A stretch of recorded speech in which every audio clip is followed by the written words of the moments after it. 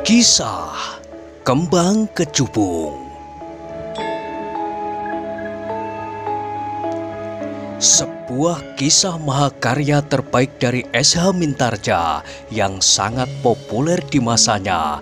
Dengan bangga kami persembahkan kepada sahabat Permata TV tercinta semuanya. Pada kesempatan yang sangat baik ini, kita masuk pada episode yang ke-6. Selamat menikmati. Dalam kisah sebelumnya diceritakan, namun tiba-tiba saja cucunya, putra Raden Tumenggung Reksayuda, datang kepadanya serta memohon untuk dapat tinggal bersama eyangnya yang terasing itu. Ketika Raden Jalawaja datang kepadanya, Ki Ajar mencoba untuk mencegahnya agar cucunya itu tetap berada di lingkungan yang memberinya tawaran yang lebih baik bagi masa depannya. Tetapi cucunya merasa lebih mantap tinggal bersama eyangnya di lambung gunung. "Kau tidak akan berteman di sini, Jalawaja," berkata eyangnya. "Dalam keadaan sekarang, Eyang, aku lebih senang berteman sepi. Kau masih muda, Jalawaja. Hari-harimu masih panjang. Seharusnya kau mulai menganyam landasan buat masa depanmu. Aku akan hidup di sini, Eyang. Aku berjanji untuk rajin pergi ke sawah, mencari rumput buat binatang peliharaan Eyang, atau menggembalakannya. Aku berjanji untuk berbuat apa saja yang Eyang perintahkan."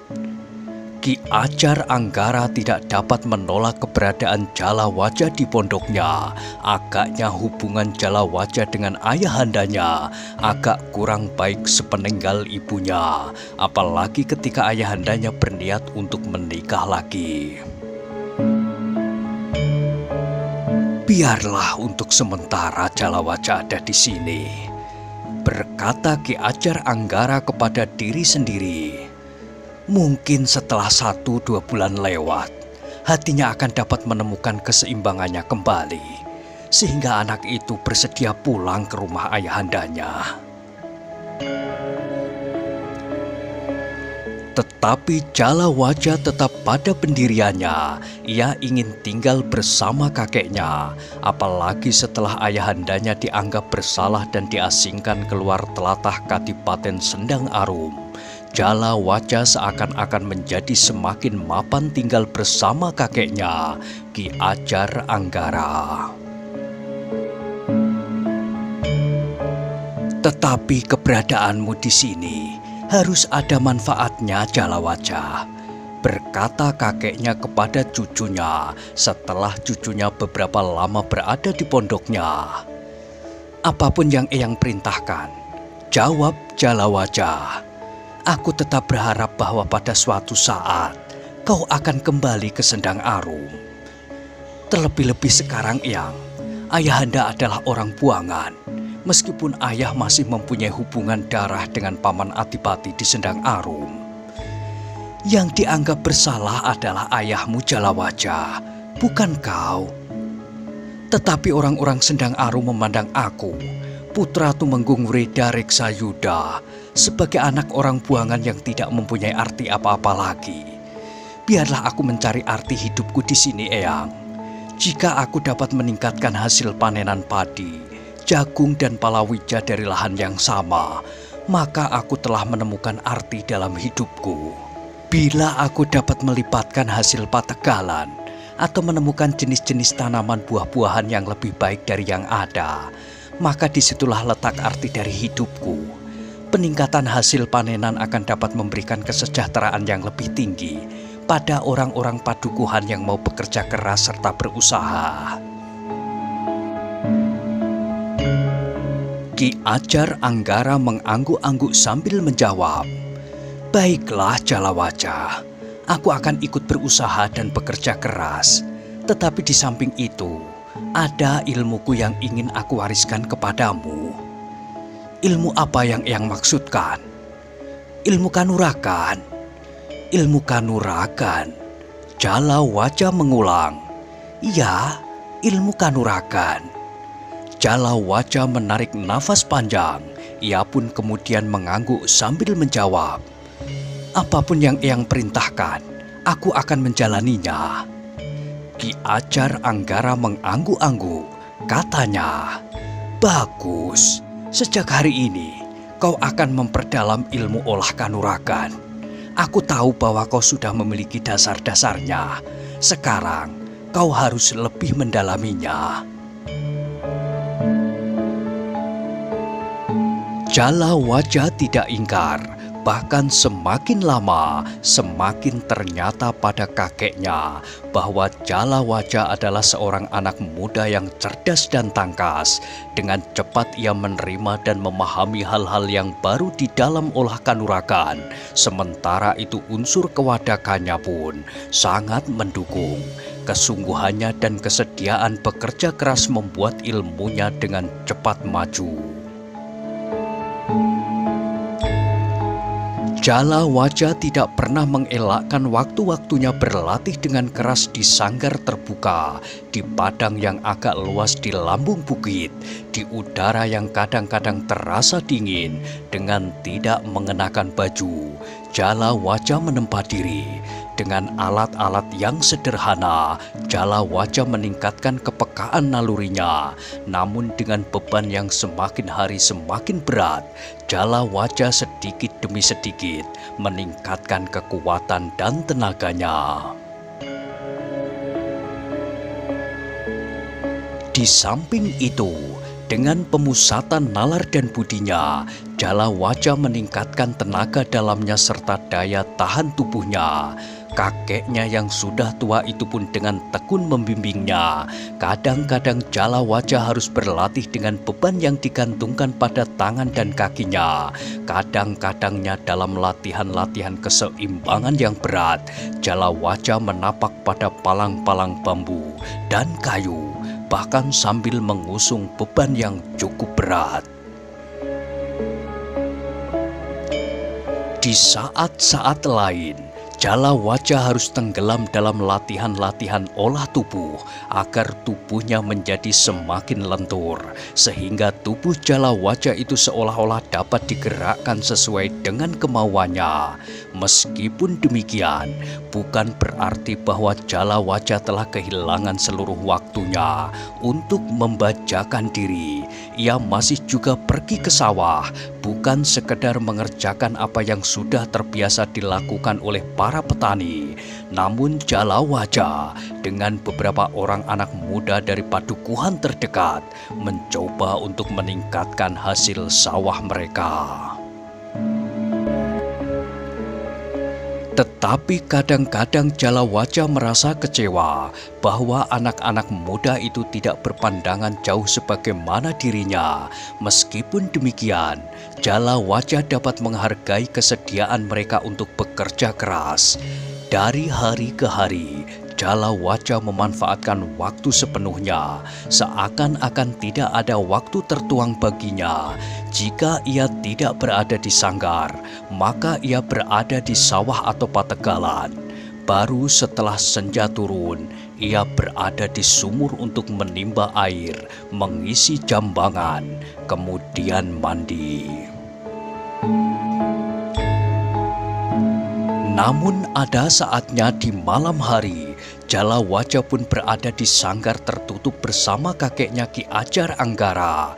Dengan demikian, maka setelah beberapa lama Jala Wajah berada di rumah kakeknya, maka kulitnya pun menjadi bertambah gelap oleh terik matahari. Tubuhnya menjadi semakin ramping, namun matanya menjadi semakin bercahaya. Langkahnya menjadi ringan dan geraknya menjadi semakin cekatan. Ketika Kitu Menggung Jaya Taruna pergi ke lereng bukit memenuhi permintaan Raden Ayu Reksayuda untuk memanggil Jala Wajah pulang, Jala Wajah dan kakeknya sedang tidak ada di pondoknya. Seorang anak laki-laki remaja yang lewat sambil menggiring 2 ekor kambing memberitahukan bahwa Ki Ajar Anggara berada di sebelah gumuk kecil di lambung bukit itu. "Kakang Jalawaja sedang berlatih," berkata gembala itu. "Berlatih apa?" bertanya Ki Tumenggung Jaya Taruna. "Olah kanuragan," jawab gembala itu. "Terima kasih." Ki Tumenggung Jaya Taruna pun kemudian telah meloncat ke punggung kudanya pula, berjalan menyusuri jalan setapak menuju ke sebelah gumuk kecil. Kuda Ki Tumenggung pun kemudian berjalan di antara bebatuan yang berserakan. Batu-batu sebesar kuda itu sendiri. Terasa denyut jantung Ki Tumenggung menjadi semakin cepat. Rasa-rasanya ia berada di satu lingkungan yang pernah dikenalnya dalam mimpi. Di seberang padang perdu yang dipenuhi dengan bebatuan yang besar-besar itu, terdapat hutan yang lebat membelit lambung gunung. Beberapa saat kemudian, Ki Tumenggung itu melihat di kejauhan bayangan yang bergerak-gerak di antara bebatuan, berloncatan dengan tangkasnya, melenting dan berputar di udara. Dengan kedua kakinya, bayangan itu hinggap dengan lunak di atas batu yang besar. Namun kemudian, bayangan itu telah melenting lagi dengan cepatnya. Ki Tumenggung Jaya Taruna menarik nafas panjang. Ia sadar bahwa yang sedang melakukan gerakan-gerakan yang mengagumkan itu adalah Raden Jalawaja, putra Raden Tumenggung Wreda Reksayuda. Tidak jauh dari tempat berlatih Raden Jalawaja, Ki Tumenggung melihat seorang tua duduk di atas sebuah batu. Rambutnya yang terjurai di bawah ikat kepalanya nampak sudah memutih. Demikian pula kumis dan janggutnya yang dipotong pendek. Demikian Ki Ajar Anggara melihat Ki Tumenggung Jaya Taruna, maka ia pun segera meloncat turun. "Ki Tumenggung Jaya Taruna?" Ki Ajar itu pun menyapanya. "Ya Ki Ajar," sahut Ki Jaya Taruna sambil tersenyum. "Selamat datang di tempat yang sunyi ini Ki Tumenggung." "Terima kasih Ki Ajar. Marilah, aku persilahkan Ki Tumenggung singgah di pondokku di sebelah gumuk kecil ini." "Aku sudah dari sana Ki Ajar. Tetapi aku dan Jalawaja ada di sini. Nah, sekarang marilah, aku akan pulang. Demikian pula Jalawaja, aku akan mengajaknya pulang." "Tetapi biarlah Raden Jalawaja menyelesaikan latihannya hari ini. Aku senang melihatnya. Tubuhnya menjadi seringan kapuk, sehingga seakan-akan begitu mudahnya dihanyutkan angin. Geraknya cepat cekatan, sedang keseimbangannya sangat mapan. Meskipun Raden Jalawaja berloncatan dan berputar di udara, namun demikian kakinya menyentuh sebuah batu. Rasa-rasanya kaki itu pun segera melekat dan bahkan menghunjam ke dalamnya. Ki Tumenggung pandai membesarkan hatiku, dan tentu hati Jalawaja jika ia mendengarnya. Tetapi sebenarnya lah bahwa Jalawaja masih baru mulai. Segala sesuatunya masih belum mencapai batas kemapanan. Yang dikuasainya barulah dasar-dasar dari olah kanuragan. Jika apa yang seperti dilakukan oleh Raden Jalawaja itu baru mulai, sedangkan yang dikuasainya baru dasar-dasarnya saja, lalu betapa dahsyatnya jika nanti pada suatu saat Raden Jalawaja itu tuntas dalam olah kanuragan. Aku tidak dapat membayangkan apa saja yang dapat dilakukannya." Ki Ajar Anggara tersenyum. Katanya, "Terima kasih atas pujian itu Ki Tumenggung. Namun kami mohon restu, mudah-mudahan Jalawaja benar-benar dapat menguasai landasan bagi kemampuannya dalam olah kanuragan. Namun di samping itu, aku pun berharap bahwa perkembangan jiwanya pun tetap seimbang, sehingga kemajuannya dalam olah kanuragan akan berarti bagi sesamanya." "Ya Ki Ajar, tetapi jika Raden Jalawaja tetap saja berada di tempat terpencil ini, maka arti dari penguasaan ilmunya tidak akan terlalu banyak." Aku berharap bahwa pada suatu saat ia akan kembali memasuki kehidupan dunia ramai. Ki Tumenggung Jaya Taruna itu pun mengangguk-angguk. Sementara itu, Ki Ajar pun segera bertepuk tangan, memberikan aba-aba agar Jalawaja menghentikan latihannya. Sejenak kemudian, maka tata gerak Jalawaja pun menjadi semakin lamban. Kemudian diletakkannya seluruh tenaganya dan dilepasnya nafas-nafas panjang. Kedua belah tangannya pun kemudian perlahan-lahan turun di sisi tubuhnya. Jalawaja, kemarilah wayah, panggil kakeknya. Jalawaja mengusap keringat di keningnya dengan lengannya. Ketika ia kemudian melangkah mendekati wayahnya, dilihatnya Ki Tumenggung Jaya Taruna berdiri di sebelah wayahnya sambil memegangi kendali kudanya. "Paman Tumenggung Jaya Taruna." "Ya, Raden. Selamat datang di lambung gunung ini, Paman." "Terima kasih, Raden. Beruntunglah aku bahwa aku sempat menyaksikan Angger berlatih. Ternyata Angger adalah seorang anak muda yang mumpuni dalam olah kanuragan." "Paman memujiku, tetapi pujian Paman membuat aku merasa semakin kecil. Aku baru mulai, Paman, belum apa-apa." "Aku sudah mengatakan tadi kepada Ki Ajar Anggara, jika permulaannya saja sudah seperti itu, aku tidak dapat membayangkan apa jadinya nanti setelah Raden Jalawaja matang dalam ilmunya itu. Paman menyanjung aku terlalu tinggi. Jika nanti Paman lepaskan, aku akan jatuh terjerembab di bebatuan." Ki Tumenggung Jaya Taruna tertawa. Katanya, "Aku tidak sekedar menyanjung, Raden. Nah, katakan, siapakah kawan-kawan Raden yang sebaya, yang mampu mengimbangi kemampuan Raden?" "Tentu ada, Paman. Hanya saja aku belum dapat menyebutkan." Mereka pun tertawa. Demikian pula Ki Ajar Anggara yang kemudian berkata, "Nah, marilah Ki Tumenggung singgah di gubukku. Gubuk yang tidak lebih baik dari sebuah kandang di rumah para Sentono dan Nayoko di Sendang Arum." Ki Ajar selalu merendahkan diri. Nampaknya sikap itu berpengaruh juga pada Raden Jalawaja. "Bukan merendahkan diri, Ki Tumenggung, tetapi itulah keadaan kami yang sebenarnya di sini." Mereka bertiga pun kemudian berjalan beriringan di jalan setapak menuju ke pondok Ki Ajar Anggara.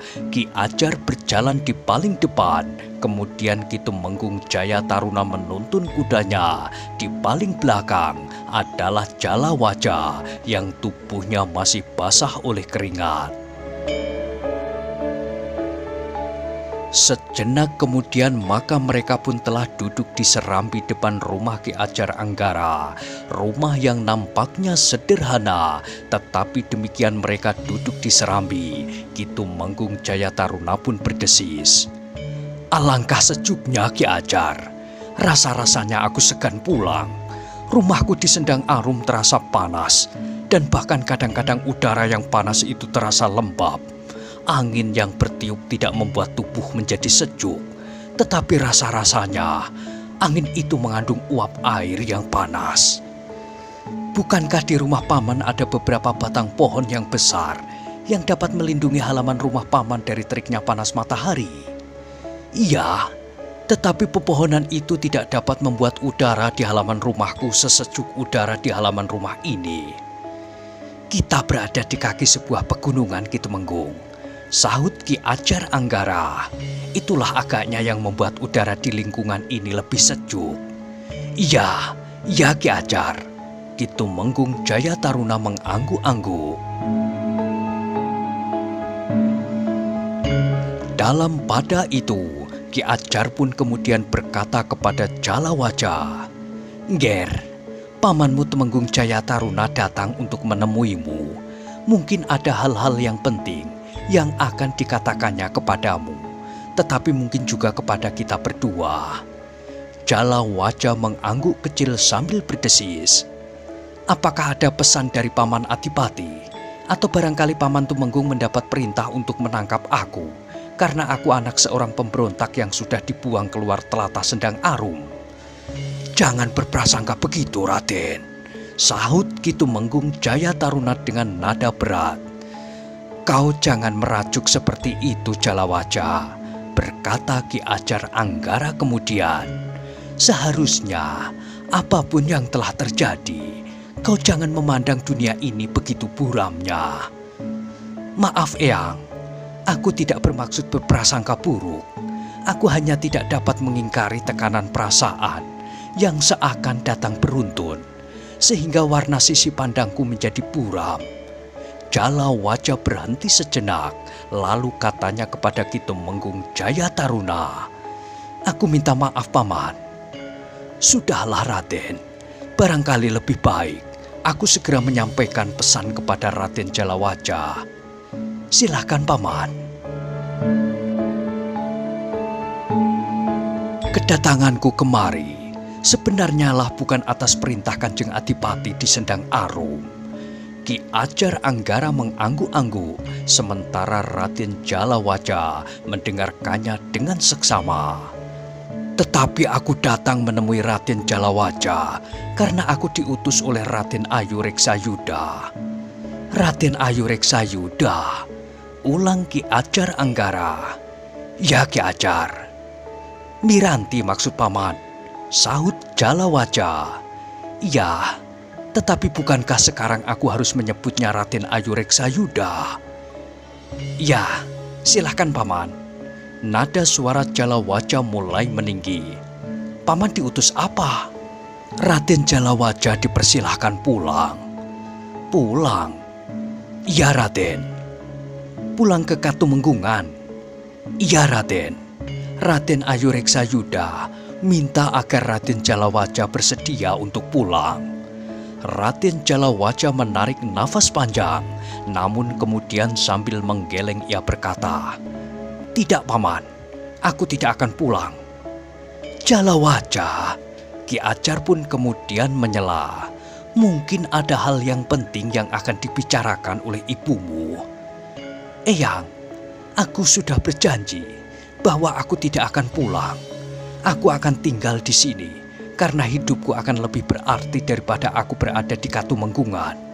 Di sini aku dapat bekerja keras bersama anak-anak muda di padukuhan sebelah untuk meningkatkan hasil sawah dan pategalan, membuat parit-parit baru untuk mengairi sawah tada hutan.